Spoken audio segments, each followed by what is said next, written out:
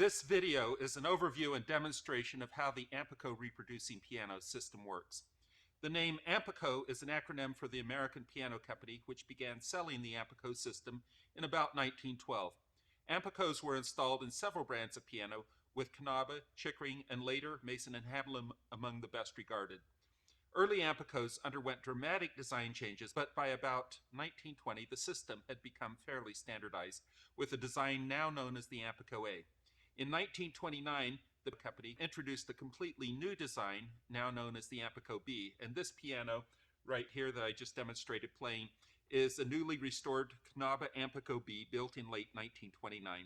With the stock market crash that year and the depression of the 1930s, however, relatively few Ampico B systems were sold. Ampico was very competitive with the Duo-Art, the other common American reproducing piano. Aeolian Corporation installed the Duo-Art in competitive brands of piano, including Steinway, Weber, Steck, and others, and the two companies competed also for recording artists, patents, and sales of music rolls. But in the early 1930s, they merged to try to survive the Depression, and production of both the Ampico and Duo-Art largely stopped with World War II. On my YouTube channel, you can find a related video demonstrating how the Duo-Art system works.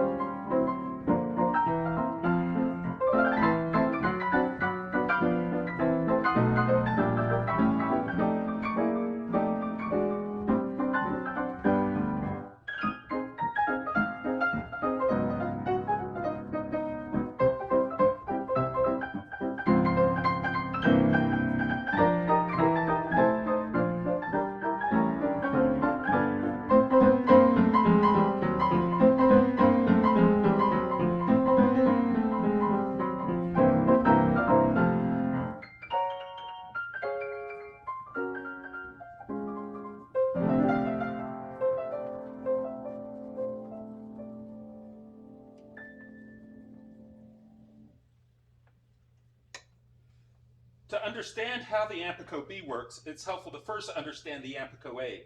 I'll begin the technical demonstration on this 1926 Mason and Hamlin Ampico instrument restored a few years ago. The Ampico uses the basic technology of the player piano, shown here. Vacuum is generated by an electric motor and rotary pump and is supplied to the stack, which is an array of pneumatics and valves that play each note of the piano. A small vacuum test bleed from each valve is connected to the tracker bar, which senses the roll perforations, causing the striker pneumatics to collapse, playing the notes. Reproducing pianos like the Ampico and Duo-Art avoided the mechanical sounding music of simpler player pianos by automatically changing the vacuum pressure in the stack so that notes are played with varying loudness, just like a human player uses varying finger pressure to create expressive music. This picture shows the Ampico expression coding in a pattern of roll perforations over 7 holes at the base and treble ends of the tracker bar. The perforations in the middle of the roll play the notes. The expression perforations are numbered from the outside in, number 1 through 7, on both the bass and treble ends. I've installed 3 gauges on this piano, showing the pump pressure here in the middle, and the bass pressure on the left, and the treble pressure on the right. I've also installed this test setup with valves that open tubes attached to the expression controls and notes, just like the perforations in the roll. For this demonstration, the air motor for the roll is running because the Ampico A system is designed to use a constant supply of vacuum to run the air motor. The tracker bar has been taped off so that all the holes are closed, just as if a roll were in place and paused. As you can see, the pump is right about 20 inches of pressure, and the treble and bass stack halves are at the same first intensity quiet playing pressure of between 6.5 and 7 inches. A few functions of the expression can be quickly explained. First, the number 3 bass hole plays the sustain pedal. This is the same function that is in many player pianos, including many 88 note players. So if a note's played without the sustain pedal, sound stops as the note is lifted. With the sustain pedal lifted now with number 3, they sustain until it's turned off. The third hole from the outside, or the number 3 treble hole, triggers what is sometimes called the soft pedal, but on the Ampico it's really what's called a hammer lift or half blow device. As you can see, the keys will actually dip slightly when I press this. And if I press it and hold it down, notes are played slightly more quietly. With the hammer lift off, so that in normal position, slightly louder. Most of the Ampico expression control comes from what are called intensities. These are coded by the number 2, 4, 6, and 7 holes at either end of the bass or treble. And a short perforation in the number 2, 4, or 6 hole instantly sets or locks the corresponding intensity. This causes an abrupt increase in stack pressure, as you can see here. Right now it's 6.5, I'll push number 2, and it pushes us up an inch. Number 4 adds to that and gets us to about 12.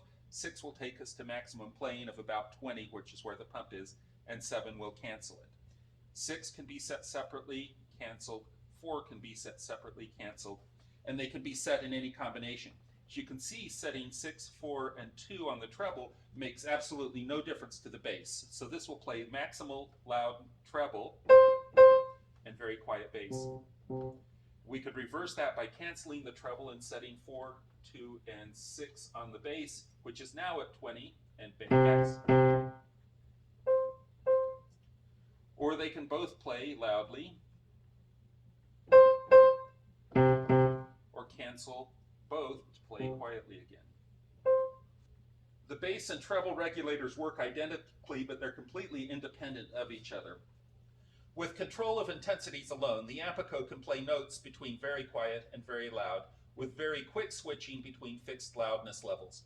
But realistic music performance often requires more nuanced, smoothly increasing or decreasing ramps in loudness. The Ampico uses what is called the crescendo mechanism to provide these smooth effects. The crescendos of the Ampico A are controlled by the number 1 and 5 perforations at each end of the tracker bar. I'll start a demo on the treble side. As you can see, if I open number 1, the treble starts ramping slowly towards 20, and it'll actually reach about the maximum output of the pump in about 8 seconds. Closing that bar will start a slow decrescendo where it returns back to its quietest playing. You'll notice that the bass did not move at all and the pump pressure did not move at all because the treble crescendo works only on the treble regulator. You can hear, if I do that,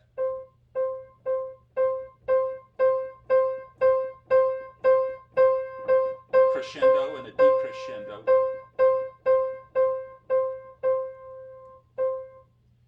Through that, all the bass stayed at the same pressure. The bass works in exactly the same way. And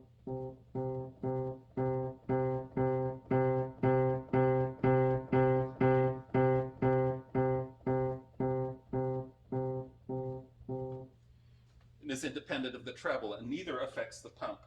Crescendos can start from any intensity. If I set an intermediate number 6 intensity on the treble and open number 1, you'll see it immediately starts a ramp up from there that gets, again, from between 20 and 10. Similarly, if I set it up an even notch to 14, a crescendo will ramp it up to 20 still. So at all but the loudest settings, if I set it to the maximum intensity, the crescendo is actually functioning, but it does not change the loudness at all. If I hold it open for a while and then cancel, it will be at a much louder pressure because the crescendo was set up, but it can't increase the stack pressure, of course, above where the pump is producing. With the number 5 hole open, things move faster. You can do now a crescendo will ramp up much quicker, about 4 times faster, and ramp down about 4 times faster. These can be used in any combination, so one could do, for instance, a fast crescendo and a slow decrescendo. One could start a crescendo in the middle of a crescendo and do a slow up, and then do a fast down. And so it's very flexible between fast and slow setting. One can use the crescendos to bump the pressure at almost any intermediate level at any rate one wants. But much faster, of course, to get to fixed levels would be to use the set intensities as I've shown here with the cancel function. One more demonstration that the Ampico crescendos are independent is I will start a crescendo on the bass ramping the bass stack pressure up. And while it's doing a smooth decrescendo, I'll start a smooth crescendo on the treble. And you can see they're operating independently and in exactly the opposite direction. That pretty much debunks the contention of some people that there's really only one crescendo on the Ampico A. There really are two, and they're very independent. The Ampico A drawer has a 3-position modifier switch with settings for normal, brilliant, and subdued, allowing the user to manually control the piano's loudest volume. Right now, the pump is registering at about 20 inches of water pressure on the normal setting. The Ampico A pump output is always regulated to this constant maximum pressure at either normal or subdued, but on the brilliant setting it might regulate as high as about 30 inches to play loud passages with more power. So if I move this, looking at the stack pressures, they're right now at the minimum intensity of about 6.5 inches. If I go to subdued, it doesn't change much. If I go to brilliant, it doesn't change much. However, on brilliant, if I set the maximum loudness, you will see on the treble we're almost at 29, almost 30 inches of pressure, and the pump has moved up to 30 inches. Canceling back, the pump will reduce back down closer to 20, and the stack pressure will still reduce down to about 7.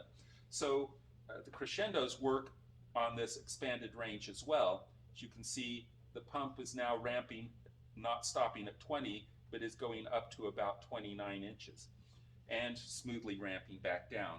If I set the setting to subdued, you will see that the pump doesn't change at 20 and the first intensity is still 7, but if I set the maximum intensity, it is only between 11 and 12 and cancels back to about 7. So it reduces the dynamic range on the subdued setting for quieter playing.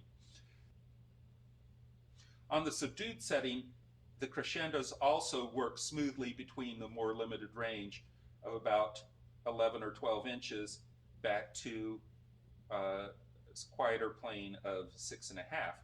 And if I open the number 5 intensity, this crescendo ramp is much faster, but is still only in the limited range compared to setting it to brilliant, where the fast crescendo works on a much broader range all the way up to almost 30. It's useful to show a series of graphs that summarize how the Ampico A controls expression. This graph shows the stack pressure response of the Ampico A to changes in intensities at each position of the modifier switch. The blue curve is at the normal setting with a maximum stack pressure and constant pump pressure of 20 inches. At the brilliant setting, the loudest intensities are stretched upward to about 30 inches for a more dynamic performance, and at the subdued setting, the loudest playing is reduced to about 12 inches. The range of expression controlled by the Ampico is essentially the same range available to a skilled human pianist with strong fingers, playing from the quietest possible pianissimo notes to very loud crashing chords. This same graph without the connecting curves shows that only 7 discrete intensity levels are available to the Ampico A using intensity settings alone. The crescendos provide intermediate loudness between the discrete steps, anywhere on the smooth curves. This gives a much better reproduction of a human pianist's nuance in musical phrases requiring smooth loudness changes. This graph shows the actual stack pressure response of the Ampico A crescendos, showing 6 curves at all possible combinations of slow and fast crescendo, combined with the 3 modifier switch settings of normal, brilliant, and subdued. The Ampico A crescendos could in principle be used alone to code for the loudness of any note over the entire expressive range, but almost all Ampico rolls use intensity settings to control most large changes in loudness, with crescendos for nuance in short musical phrases. The crescendo response curves are much simpler when viewed in terms of equivalent intensity steps. The different curves for brilliant, subdued, and normal all collapse to only 2 master curves. An average linear slope of the slow curve is just about 0.86 intensity steps per second. With curvature, the initial slope of the slow crescendos may be a little steeper, perhaps 1.5 steps per second. The fast crescendo works just like the slow crescendo, except it's almost exactly 4 times faster, averaging about 3.4 steps per second. So the roll creator could use this relationship to plan slow and fast crescendos and decrescendos of the proper duration, all in terms of equivalent fractional intensity steps added to the number 1 through number 7 intensities that are also set by roll perforations. These two figures from the 1919 Ampico Inspector's Manual show that from the very beginning, Ampico engineers viewed the main function of the crescendos as a way to avoid objectionable terrace dynamics or stair-stepping jumps in loudness when smooth musical gradation was needed. The diagram at top was used to explain how even a 16-step loudness system like the Duo-Art or the very early Ampico could not reproduce smooth gradations in loudness without audible stair-step effects. And the lower graph illustrates how a short musical passage might be best coded using combined intensities and crescendos. The left third of the graph on the bottom uses intensities alone to quickly change loudness, but without any smooth gradations or sufficient nuance. The center third shows the smooth gradations of a slower crescendo followed by a faster decrescendo with plenty of smooth nuance, but it's lacking any quick accents. The right third of the figure shows the power and flexibility of the combined coding, with more nuance and more dynamic control than the 16-step system. This chart also shows that Ampico viewed the smooth crescendo ramps in terms of equivalent fractional intensity steps. For example, it was meaningful to think of individual notes coded to play at intensity 2.0 or intensity 3.4 or intensity 5.7. So now I'll return to this Canaba instrument to demonstrate the Ampico B. I've installed the same 3 gauges and test fixtures to demonstrate its function. The Ampico tracker bar is very similar to the A, but with 2 additional holes, one at the left end and one at the right end, labeled 0B and 0T. The number 3 bass and number 3 treble holes control the sustain pedal and soft pedal or hammer lift, just like in the Ampico A. The Ampico B lacks the modifier switch of the Ampico A, and the only manual control of expression is a single switch called subdued that controls the loudness of the piano and restricts it, much like the Ampico A subdued switch. The earliest Ampico Bs omitted even this subdued switch, but customer demand for user control of quieter playing prompted Ampico to reintroduce it. Also, the Ampico B is not designed to play regular uncoded 88-note rolls. It lacks the treble and bass loudness plungers, the pedal on and off switch, and the Ampico on-off switch that allow the Ampico A to play uncoded rolls with some user-controlled expression. But overall, the Ampico B plays coded rolls very similarly to the Ampico A. The Ampico B intensities function very much like the intensities of the Ampico A, with the number 2, 4, and 6 holes setting intensities and the number 7 holes canceling them.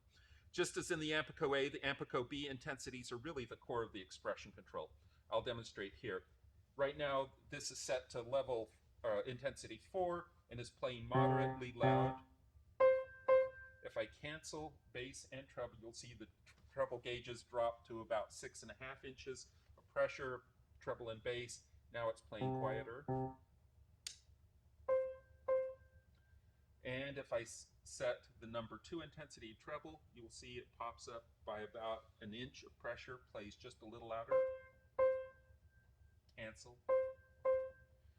2 plus 4 plays in the middle of the range. Plus 6 plays at maximum loudness. The the treble can play loud and the bass soft. Or if I cancel this 7 and reverse the bass, the bass goes up to now 20 inches of pressure or thereabouts, and the notes play loud in the bass and soft in the treble. So I'll cancel both of these. Setting intensities, as you've noticed, setting intensities does not change the pump output at all. It's been very constant at about 19.5 inches on this piano. The Ampico B introduces a 0T hole. What it does, if you look at both the treble and bass regulators, it will reduce the pressure of those by about an inch, from 6.5 to just about 6, maybe 3/4 of an inch. And that makes for noticeably quieter plating. Combined with the hammer lift, you get the very quietest playing that's possible on the Ampico. And in person, that is much quieter than many reproducing pianos are able to produce. The Ampico B also has crescendo control to produce smooth, nuanced ramps of louder and softer playing, but there are significant differences in how the crescendos work compared to the Ampico A. To begin with, the Ampico B has no separate bass crescendo mechanism or coding. The number 1 and number 5 holes on the bass side that control the bass crescendo in the Ampico A don't control expression in the B at all, and they're really only present as an artifact of the earlier A design.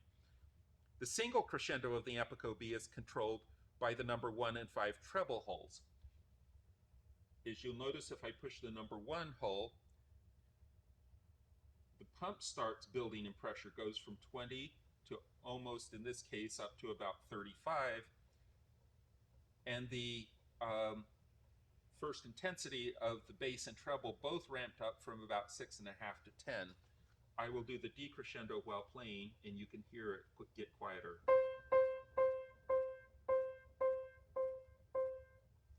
And the crescendo goes louder. If I open the number 5 hole, that happens about 4 times faster, as you can see, goes very quickly up. Part of the reason the pump only goes to 35 right now is that the bass and treble stack of the Ampico B are fitted with bleed valves that are open and bleeding a lot of air into the pump at very quiet playing. If I set a more intermediate loudness of playing on both bass and treble, we're getting about 9.5 inches right now on bass and treble. Those valves are closed, and you will see that the crescendo now builds the pump almost 40 inches with quite loud playing of about 16. If I set the treble to maximum intensity and the bass to maximum intensity, you'll hear this is the loudest playing that the Ampico can produce, about 40 inches of pressure. That again is slightly louder with more dynamic range than on most reproducing pianos. And I will decrescendo this from 40 to 20, and you can hear some changes.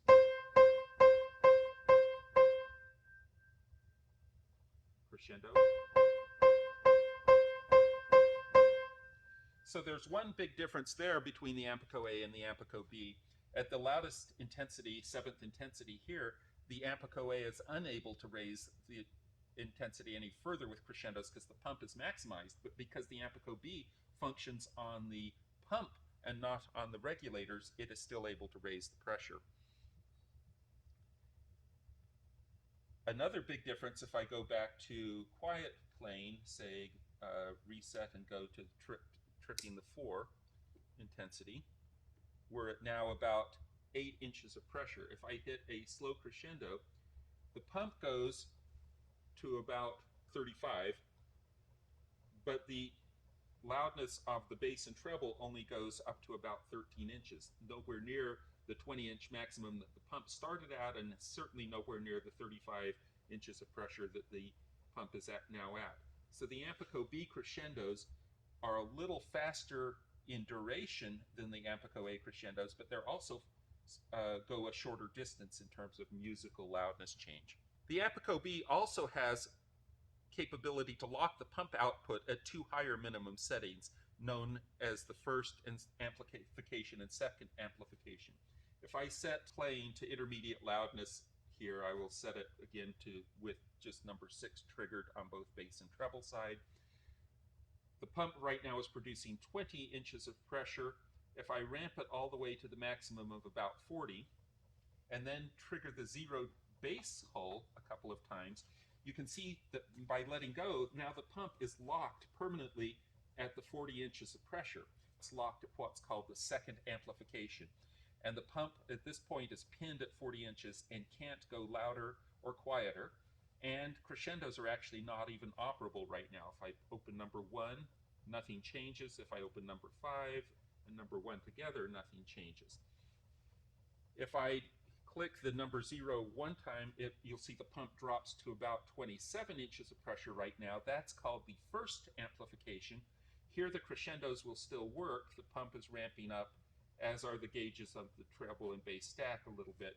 So the pump works, but the crescendos are even shorter than they are at the normal amplification, which I get back to by triggering the 0 hole again. So the 0B trigger perforation acts as both the lock and the cancel signal for the first and second amplifications, depending on what the crescendo perforations are doing at the same time. This graph shows the stack pressure response of the Ampico B at the 8 available intensity settings numbered 0 through 7 and at the 3 available amplifications. Earlier Ampico rolls coded for the A system will play on the B, but they'll only use the 7 intensities of the normal curve. Later B rolls coded for this specific system can automatically use all 24 intensity levels of all three curves. Just like with the Ampico A, the crescendo function is used to play notes with intermediate loudness between these discrete intensity set points. The 1929 Ampico B service manual included this graph on the left showing a typical Ampico B expression response. As you can see, it is nearly identical to the actual response of this piano shown in the right graph. This graph shows the pressure response of various slow and fast crescendo ramps on the Ampico B, starting at different intensities. At first glance, they appear to be quite complicated. However, the picture becomes simpler if the crescendo response is plotted in terms of equivalent intensity steps. All of the Ampico B slow crescendo ramps will fit on the same straight line with a slope of about 0.86 intensity steps per second, and this is musically nearly identical to the average response of the Ampico A slow crescendos. And just like for the A system, the fast B crescendo is almost exactly 4 times faster than the slow. However, the B crescendos have a shorter duration than those of the Ampico A. They only go about 3 intensity step changes at normal amplification before maxing out, and about 2 steps at the first amplification, and they're non-functional at the second amplification. Also, the ramps for the B are quite a bit more linear than for the A, so the curvature of the A crescendos makes them slightly faster than the B crescendos right as they start. Overall, however, it seems clear that Ampico designed the B system to be mostly compatible with earlier A-coded rolls and the later B-coded rolls to be mostly compatible with the A system. This is true both for the intensity coding and the crescendo coding. Although the A and B used very different hardware to implement crescendos and intensities, it's clear that the company intended the two systems to be as musically compatible as possible, so they could sell Ampico rolls without different labels to owners of both A and B instruments. A few significant differences between the Ampico A and B are shown in this chart. The B uses fewer and simpler pneumatic components than the A, operating with a little less noise and probably with lower manufacturing cost. The B lacks many user switches and controls, and most expression is done automatically by the roll, playing only coded Ampico rolls. The A allows the user to manually change more of the expression and to play uncoded rolls with some manual loudness control. The B has a somewhat wider dynamic range of loudness, and the B uses an electric motor to drive the roll and a drawer that holds larger, long-playing jumbo rolls. The pneumatic roll motor of the A consumes some pump capacity and perhaps generates a little more machinery noise. The Ampico A has 2 entirely independent bass and treble crescendo mechanisms, allowing slightly more coding flexibility than the B system for some music, and the single crescendo mechanism of the B controls both bass and treble. The response of the B crescendos is more linear than the A, although their speeds are musically almost exactly equivalent. And with most Ampico-coded rolls, the absence of the separate bass crescendo mechanism in the B is musically unimportant. The B also has a user-friendly device called the first intensity adjuster, which allows the owner to easily alter the quietest playing level by small differences as might be needed due to seasonal changes. The Ampico A requires more intricate adjustment. I'll now give an overview of how different pneumatic hardware designs of the Ampico A and B regulate the musical expression of each system. This includes the overall system layout and the different hardware designs that control the pump output and regulated stack pressures. This diagram from the 1923 Ampico manual shows the typical layout for an upright Ampico A piano. The motor and pump below the keyboard supply vacuum to separate bass and treble regulators and crescendo mechanisms located under the keyboard at left and right, and they supply regulated suction to the stack located above the keyboard. Like most reproducing pianos, the Ampico stack is split into treble and bass halves with separately regulated vacuum supply. The rear view of the system shows how the striker pneumatics in the stack are connected to an array of lifter wires that engage the piano action and play notes when the pneumatics collapse. In grand Ampicos, the stack is mounted under the piano and the pneumatics strike the key levers from below. The Ampico B layout for grands is shown in this diagram from the 1929 service manual. While the overall layout of many components is similar to the Ampico A, this shows that the B design is quite a bit simpler with fewer components. The pump and motor are similar, and the pump reservoir is also there but separated from the pump, and it's really the only pneumatic component between the pump and the stack. This schematic of the full Ampico B system shows that several large and complicated components of the A system are dramatically simplified. Some are missing entirely, including two complicated crescendo mechanisms that are replaced with one small crescendo valve box. Two intricate bass and treble expression regulators are replaced with small, simple curtain regulators that are built into the stack. The stack itself is smaller, using half the number of valves, and an Ampico A expression cutout mechanism with many tube connections has been eliminated entirely. The complicated air motor and roll tempo regulator have been replaced with a simple electric drive motor in the drawer and more space for jumbo rolls.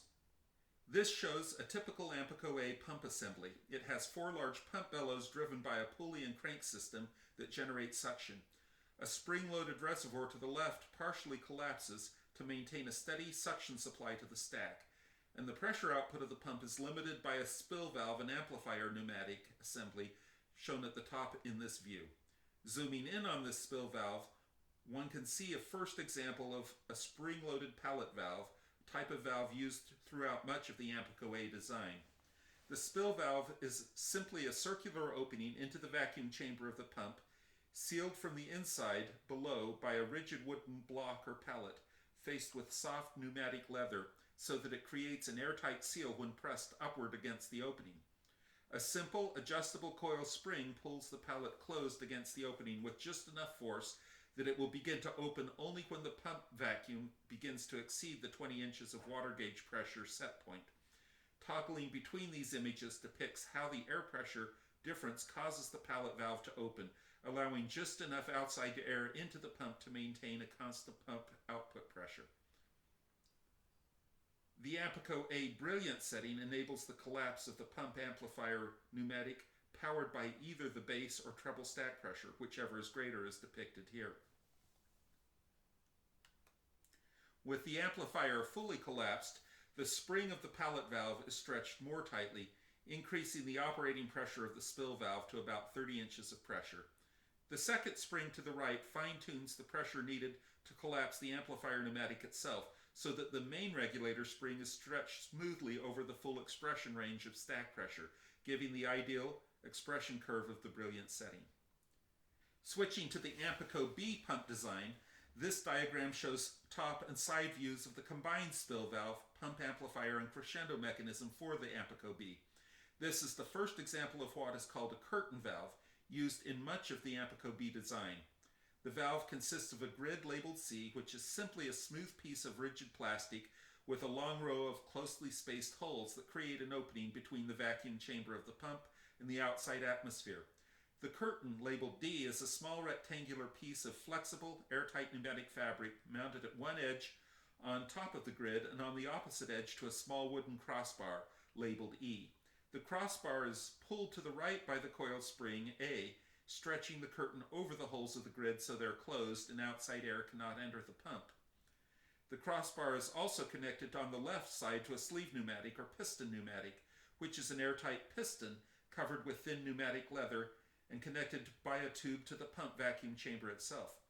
The piston pulls on the crossbar opposing the spring with more or less force depending on the pump pressure, and if the gauge pressure of the pump exceeds 20 inches, the piston overcomes the coil spring, pulling the crossbar to the left and peeling the curtain away from the grid opening, allowing air to pass through the grid and reducing the pump pressure.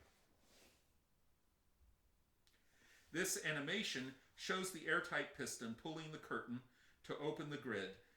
During normal operation, the piston and spring quickly reach an equilibrium so that the curtain is open just enough to maintain a constant pump pressure of 20 inches, much like the pallet valve of the Ampico A pump works. The accordion pneumatic controls the Ampico B crescendos. The number 1 and number 5 treble tracker bar holes trigger the pneumatic collapse of the accordion at slower fast rates, stretching the spring more tightly. Because the piston requires greater force to overcome the stretched spring, the curtain valve responds immediately by increasing the output pump pressure up to about 40 inches of vacuum with the accordion fully collapsed. A system of lugs and pins on the sliding shaft allow the trigger pneumatic controlled by the leftmost tracker bar hole 0B to limit the extension of the accordion so that it's either fully collapsed at the second amplification or so that it can only travel between halfway collapsed and fully collapsed at the first amplification. For that reason, the Ampico B crescendo functions with its widest range at the normal setting, with a more limited range at the first amplification, and it doesn't function at all at the second amplification with the accordion fully collapsed.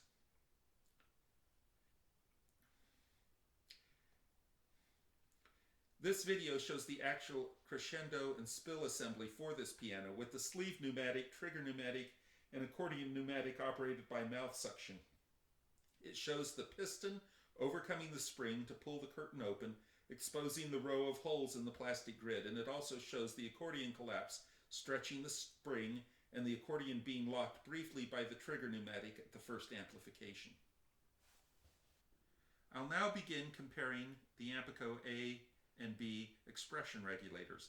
This picture of an actual Ampico A expression regulator might be rather complicated looking at first glance. With a somewhat simplified drawing from the 1919 Ampico manual, it's fairly simple to explain how this regulator works. The main body of the regulator, shown at lower right, is simply an air channel that exhausts air from the stack through the large tube to the right, labeled regulated tension, to the pump connected from below, labeled high tension. The pump suction is reduced further by this regulator to somewhere between about 6 inches needed for the quietest playing at the first intensity and the full pump suction of 20 to 30 inches used for the loudest notes.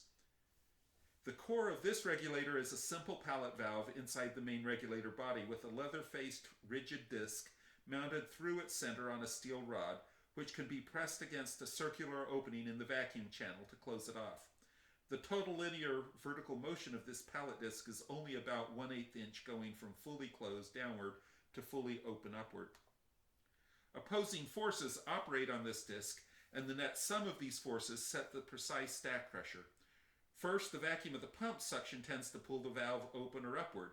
In opposition to the pump pressure, the rod is pressed downward by a thin wooden board shown at the top, hinged on the left. A fixed spring is shown here in this simplified drawing as a placeholder for pneumatic pressure, but the operating principle of this valve is the same as the pump spill valve previously discussed for the Ampico A. The balance of the pump's upward pressure and the spring's downward pressure determine the pressure supplied to the stack, with more downward spring pressure decreasing the stack pressure.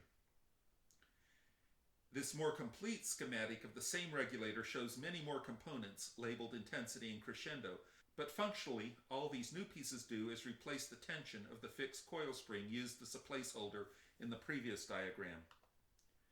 The intensity pneumatics shown at the top of the diagram are 3 identical cloth-covered pneumatics connected below the hinged board labeled number 2, 4, and 6. Suction supplied to these pneumatics exerts downward force on the board and the pallet valve rod with more or less leverage, depending on the distance of the pneumatics from the hinge, reducing the pressure supplied to the stack. The crescendo shown at the bottom consists of 2 airtight collapsible pneumatics.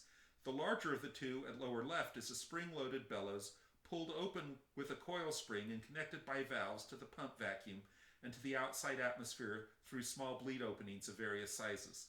With no roll perforations coding for a crescendo, it rests at an equilibrium where it's collapsed very slightly, stretching the spring slightly.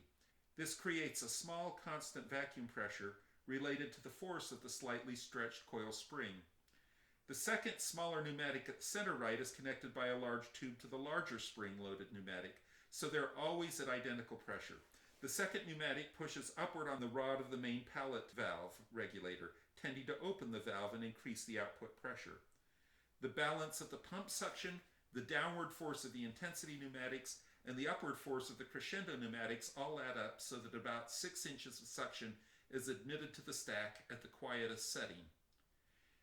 The beauty of this Ampico A regulator is that since all of these 3 forces on the pallet valve are supplied by pneumatic elements, they can quickly be changed by perforations in the roll. As has been demonstrated, the number 2, 4, 6, and 7 holes of the tracker bar switch the intensity pneumatics off and on, causing abrupt loudness changes. And the number 1 and number 5 holes control the collapse of the crescendo spring pneumatic at various rates, giving smooth loudness changes. The later, most common Ampico A regulator looks like this cutaway diagram from the 1923 Ampico manual. All of the components described so far are shown including the main pallet valve inside the chamber, visible in the center front of this cutaway view mounted on its sliding steel rod. The rod is pressed downward by 3 intensity pneumatics at the top right, and the rod is pressed upward by the crescendo pneumatic at the lower right. The regulator design also includes a second spring-loaded pallet valve shown at lower left called the re-regulator, or subdued pneumatic. This valve remains open and doesn't affect plane at normal and brilliant settings, but when the modifier switch is set to subdued, it collapses, limiting the maximum regulator output pressure to about 60% of the pump pressure. Because it is powered from the regulated air chamber, it presses more tightly at higher intensity settings and limits them more. The coil spring on the re-regulator shaft is adjusted so that it keeps the pneumatic from closing too tightly during very quiet playing, causing notes to miss. So the re-regulator compresses the dynamic range of the normal Ampico A response to the subdued range shown in the previous graphs, while still playing reliably at the quietest intensities.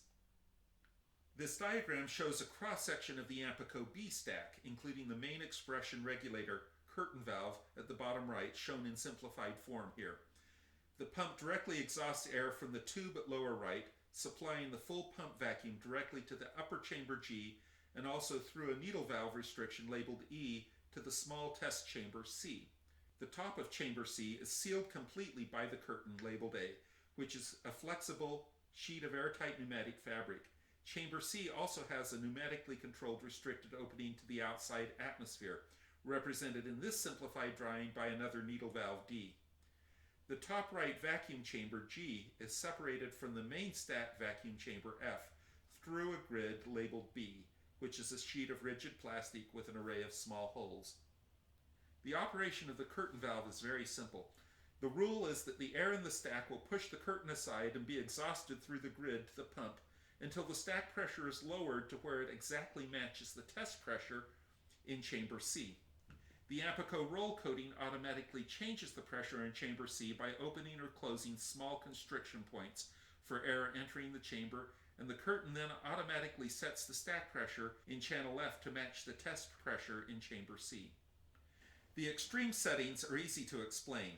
If restriction D is open and the restriction E to the pump is fully closed, full atmospheric pressure in chamber C presses the curtain A firmly against the grid B, sealing it off so that no air can flow through the grid from chamber F to chamber G. In the other extreme case, the restriction D is fully closed so that chamber C is airtight to the atmosphere and restriction E is open to the pump, so chamber C is at full pump vacuum. In that case, the stack pressure in F is also maintained at full pump vacuum, as any air coming from the stack at lower gauge pressure will push the curtain downward and be exhausted through the grid until the stack vacuum matches the full pump vacuum in the chamber C.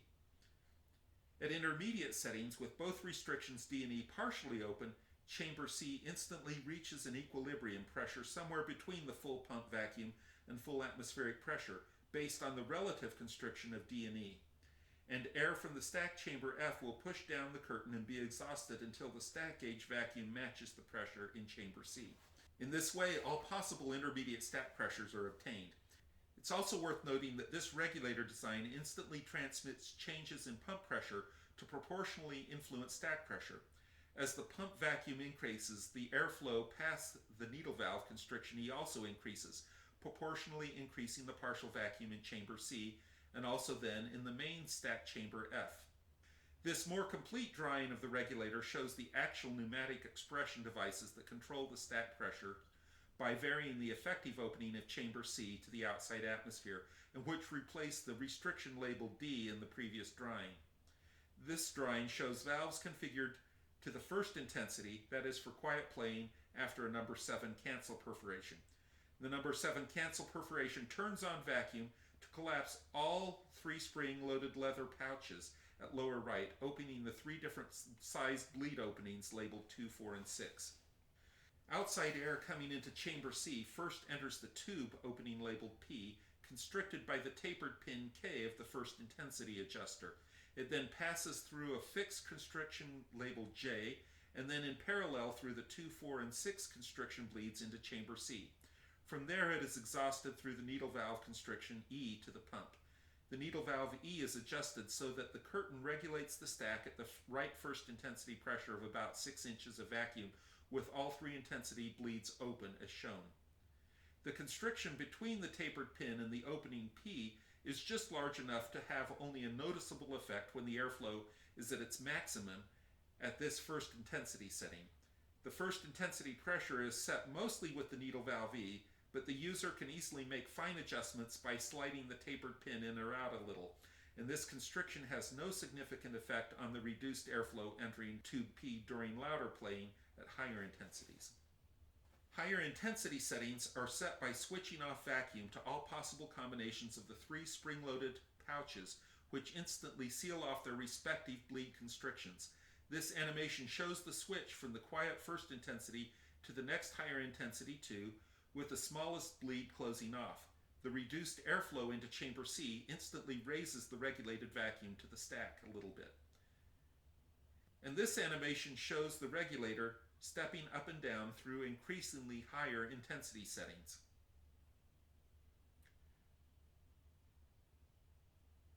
This animation shows the regulator switching from the highest intensity 7 to the lowest intensity 1. At intensity 7, the atmosphere opening to the chamber is fully closed so that both chamber C and the stack regulate to full pump pressure.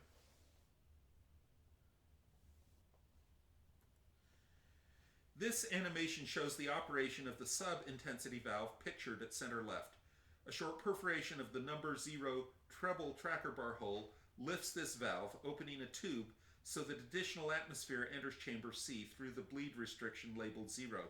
This reduces the stack pressure at the first intensity by another small step, playing very quiet notes at the sub-intensity. A normal number 7 cancel perforation restores vacuum to the pouch, closing off the tube and restriction. The Ampico B regulator is also equipped with a compensator system for the sustain pedal, shown here in animation. When the sustain pedal is applied and dampers are lifted, the same stack pressure would play notes slightly louder because the striker pneumatic lifts only the hammer and not the damper. The compensation pouch shown at lower left is also pulled open as the damper pneumatic operates, opening a bypass channel around constriction J, slightly reducing the stack pressure so that notes play with the same loudness regardless of whether the sustain pedal is on or off. In my opinion, this is one of the most elegant and efficient pressure regulator valves ever invented for the player piano. It operates very quietly and very quickly with only a few moving parts. Almost imperceptible movement of the main regulator curtain away from the grid can exhaust a huge flow of air from the stack when necessary to maintain the proper pressure. So the piano can reliably play many simultaneous quiet notes or very loud notes. And the mechanism for the subdued setting is not shown in this diagram, as it was introduced only after this 1929 service manual was printed, but it operates on similarly elegant principles, introducing another controlled opening into chamber C to reduce the dynamic range of the intensity settings. I'll end the comparison of Ampico A and Ampico B systems, showing this graph comparing 4 different measured expression curves from 2 different instruments. This plot of stack pressure as a percentage of pump pressure is shown for the normal Ampico A and for the Ampico B at the normal settings and the 2 higher amplifications. All 4 curves are nearly superimposable, showing that the Ampico A and Ampico B were designed to be very compatible in playing the same music roles. I'll briefly show pictures of 3 original Ampico rolls, not recuts, that illustrate 3 different styles of roll coding. These reflect specific choices Ampico made over time as a company to code the expression in their rolls in particular ways. Perhaps the least common category is illustrated here, an early roll that relies heavily on crescendo coding rather than intensity coding. This Ampico roll is a concert waltz by Rudolf Frimmel and played by Margaret Volavi, and it was issued probably around 1917 under the Stoddard Ampico numbering system. At tempo 60, this picture shows almost 9 seconds of playing with over 100 notes, and during that time there are no intensities set on numbers 2, 4, or 6 on either the bass or treble halves of the stack, and there are very long crescendos and decrescendos, both fast and slow. For example, there's a nearly 2-second long treble fast crescendo circled at the bottom right, which runs the instrument to nearly full-scale loudness, setting up a long, slow decrescendo with no other treble coding perforations in the following few seconds. The bass and treble crescendos are coded quite independently. This passage will play just fine on an Ampico A, but it plays less than ideally on an Ampico B. The longest crescendos exceed the B's capability, and the B instrument entirely ignores the independent bass crescendo coding on the roll. By 1920, Ampico had standardized the coding of rolls so that most large changes in expression were coded with intensities, and crescendos were used to provide smooth nuance in shorter musical phrases. This example shows a roughly 5-second section of a roll of Liszt's Hungarian Rhapsody No. 2 played by Alfred Cortot and issued in March of 1921. It's fairly typical of Ampico coding practice through the 1920s up until late 1927. Compared to the first example, many more intensity perforations are used with much shorter coded crescendos. The two circled treble fast crescendos on the right are about a ½ inch long each and represent about a quarter second, or the equivalent of about one full intensity step change each. And the first one is combined with about a 1-inch long slow crescendo that represents another half intensity step. Note, however, that the bass and treble crescendos are still used independently on this roll. There are several advantages to this style of coding. Intensities can be quickly and flexibly changed to accent and de-emphasize specific notes, while crescendos and decrescendos require a lot more time to set up. And crescendos tend to be very tempo-dependent and somewhat less precise in their control of loudness. Rolls coded in this style will play ideally on an Ampico A, and most will play fine on a B system, although some passages that rely on independent bass crescendo codings may not reproduce perfectly. Starting in about November 1927, the coding of almost all newly issued Ampico rolls was changed to the style shown in this picture, a Pachulski etude played by Edna Rickelson-Solet and issued in February of 1928. Even though commercial introduction of the Ampico B was over a year away as this roll was made, all new rolls were coded in this B style as the company anticipated the launch of the new system. Many or perhaps even most of the rolls made of this sort were purchased to be played on Ampico A instruments, so it was important to the company that they play well on both types of instruments. The most obvious difference is that most, but not all, of these rolls have perforations in the 0T or 0B tracker bar positions, coding for the sub-intensity in the treble or the amplification lock in the bass. At first glance, the crescendo codings seem to be much like the pre-1927 rolls, with mostly short crescendos that smooth out dynamics that are mostly set with intensities. But looking more closely, it becomes clear that B-coded rolls have identical crescendo perforations in the treble and bass. In other words, whenever there's a number 1 or number 5 perforation in the treble, there's a matching number 1 or number 5 perforation in the bass. These rolls play generally very well on both Ampico A and Ampico B instruments, though with a few differences. On A instruments, the codings for sub-intensity and amplifier settings are ignored, so where they're present, the instrument will give a performance that's got a somewhat reduced dynamic range compared to what a B instrument might do. But with the identical bass and treble crescendo perforations, the two crescendos of the A instrument will operate in lockstep and provide almost exactly the same musical effect as the single crescendo of the B instrument. Coding this way with identical bass and treble crescendos offers very slightly less flexibility for the coder. For example, an earlier A roll might have employed simultaneous crescendo in the treble and decrescendo in the bass, but this isn't possible either on the B instrument with its single crescendo or on the A instrument following the coding convention running both in lockstep. But the drawbacks in coding flexibility are very minor. Generally, the tandem crescendo is used in B rolls for maximum effect where nuance is musically most needed, such as in a treble or bass melody line, and less important notes in the opposite stack half would be coded to the nearest available appropriate intensity.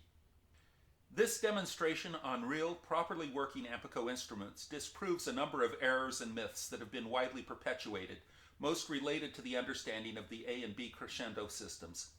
Several published reports and YouTube videos contain these errors, including one widely watched video demonstration using an incorrectly configured test setup of Ampico components. It claims to show that crescendo perforations in the Ampico A don't change note loudness at quiet intensity settings, and that there is always a one-to-one correspondence between collapse of the Ampico A crescendo and the pump amplifier pneumatic. So these errors start with that the Ampico A was designed with only one independent crescendo mechanism linked to the operation of the pump amplifier, And the fact is that the A has separate independent bass and treble crescendos that operate directly on the separate expression regulators, and the crescendos have no direct effect on the pump amplifier. Second error is that short crescendo perforations have no musical effect on the Ampico A, and the fact is that both slow and fast Ampico A crescendos immediately start changing the stack pressure, and even short crescendo perforations are generally musically significant. A third error is that Ampico A crescendos have no musical effect if no intensities are set, and that their effect is significant only at higher intensities. The fact is that almost the reverse of this is true. Ampico A crescendos quickly cause audible loudness changes at most intensity settings, with perhaps the most pronounced effect with no intensity set. But at the highest intensity, Ampico A crescendos have little or no effect of notes played near or at the full pump pressure. A fourth error is that Ampico B and Ampico A systems are quite incompatible in the way they play rolls because the Ampico B crescendos operate much faster than those of the Ampico A. The fact is that the A and B crescendos cause nearly identical average rates of musical loudness change.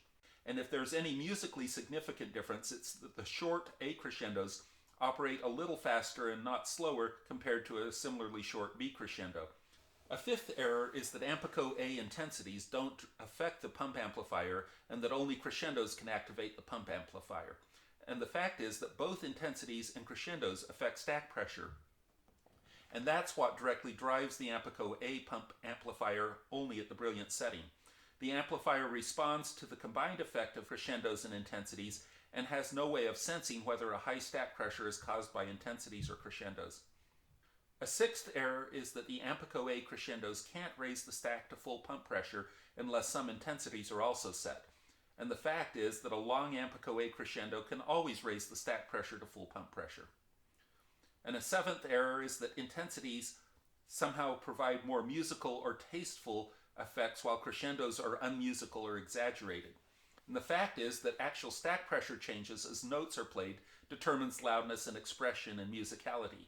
And it doesn't really matter if that is properly controlled by intensities or crescendos. So a high quality coding with crescendos will be just as musical as a high quality coding with intensities.